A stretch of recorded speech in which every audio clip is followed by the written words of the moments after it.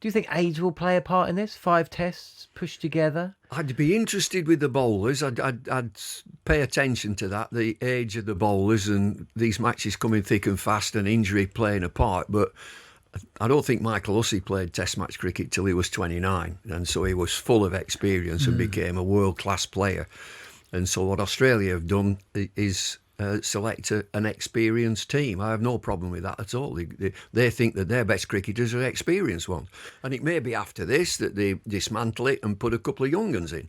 Who are the players? Because it was interesting when the central contracts were announced for England, and Zach Crawley and Ollie Pope only got 1-year deals, right? Right. So, we all know what happens at the end of Ashes campaigns when they don't go too well for England. There will be some changes. But from an Australian perspective, who are the players?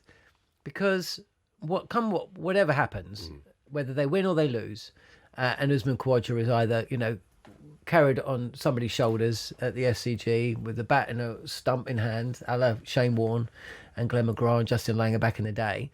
That'll probably be it for him at the end of this series. Shocked if he plays on past the Ashes. I thought he might go after the World Test Championship, but maybe they lost and he went, I'll go and do the Ashes as well. Maybe if they had another batter to open, he would have already. So who else do you think? 12 months, how much longer have we got of Josh Hazlewood? We don't know about the bowlers, do we? It's that when New Zealand went to India and we were all like, well, India will win this 3-0. Yeah. And, I did a big project going, like, how do you beat this India team in India? Like, you'd have to find historic teams to come over. And then New Zealand win 3-0. And we're all like, wait, what happened?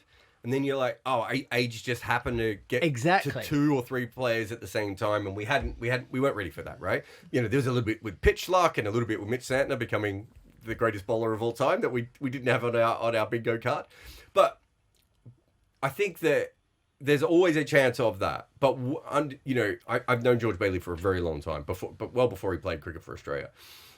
He's always believed that, like, you should pick the best players regardless of age. Like, he's a professional who believes that you're a professional when you're ready, right? So one of the reasons Tasmania got so good under George Bailey is he just went, well, New South Wales is just not picking guys who are 27 because they're not going to play Test cricket and be the next guy who plays 10. Why would we not pick that guy? Like, why am I picking some guy in Tasmania who's not even going to ever play Test cricket? Like, I might as well get someone in. Guys like Jackson Bird and Ed Cowan, and he brought all these players in. Tasmania got really good. That's why he thinks about things. He's not sitting there going... in a year's time. Because Greg Chappell wrote a great piece in Cricket Info saying that Australia have had the best part of 2 years to work with their team to enable them to be in a position right now when they're not just relying... And it's not just about the age.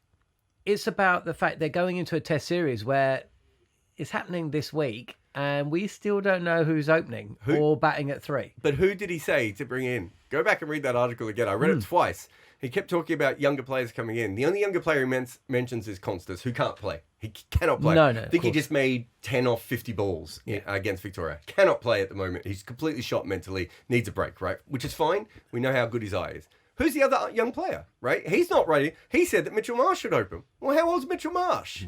He's not young. So what are we talking about here? The issue isn't really that Australia had 2 years to get young players in the team. It's that they don't have any young players coming through the system, right? Doggett is not particularly young. Michael Neser is not particularly young.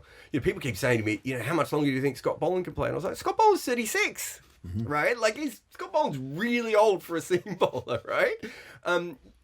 Renshaw's going to come back. Well, Renshaw's now late 20s, almost 30, and I think he will eventually come back. They've sort of brought him back into white ball cricket a little bit. I think he almost got a gig in this series as well. I think they went with Weatherald again. How old's Weatherald? Over 30, right? You've got McSweeney and you've got Constance, who both played against India, who both had, McSweeney had maybe one of the worst debuts of all time, for 2 or 3 tests, whatever he played. I think he's good enough to come back in. He was coming up against Bumrah. He basically got Bumrah, right? Which is fine.